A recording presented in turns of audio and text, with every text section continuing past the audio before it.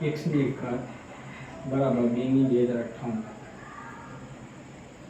આ ઇક્વેશન માટે આપણે x ની વેલ્યુ ફાઇન્ડ કરવાની.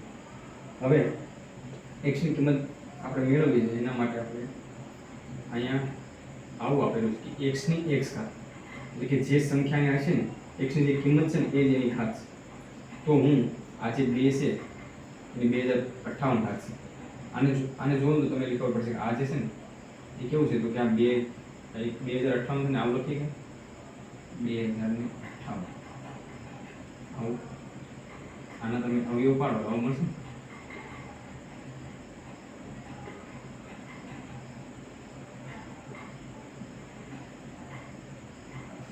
તો બસ આ જ વસ્તુનો ઉપયોગ કરીને આનો જવાબ મળશે આપણે. x ની x ઘાત = 2 ની હું આમ લખી શકું 2 ગુણ્યા 1024 ઘાત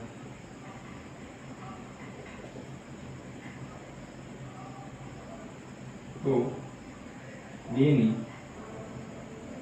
આને હું આવું લખી દઉં 2 ની 2 ઘાત એની 1024 ઘાત. વાંધો નથી, વાંધો હોય ન જોઈએ. કેમ અમે આ કઈ રીતે લખ્યું તો કે આપણે a ની m ઘાત એટલે કે a ની m ઘાત અને આખાની n ઘાત. બસ આ જ આપણે ગાણિતિક જે પ્રોપર્ટી છે એનો યુઝ કર્યો છે.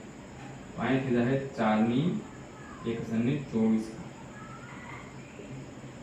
જો હવે હું આને આવી રીતે લખી દઉં 4 ની 2 ગુણ્યા 512 ઘાત. તો 4 ની 2 ઘાત અને આખાની 512 એટલે કે 16 ની 512 ઘાત. તો આને આપણે લખીએ 16 નો વર્ગ ગુણ્યા 256.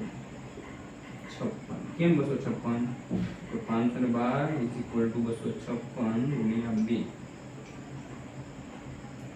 16 નો વર્ગ 256 એની 256 ઘાત એટલે કે x ની x ઘાત એટલે કે 256 ની 256 ની 256 ઘાત x ની x ઘાત 256 ની 256 ઘાત એટલે કે x મળશે આપણને 256.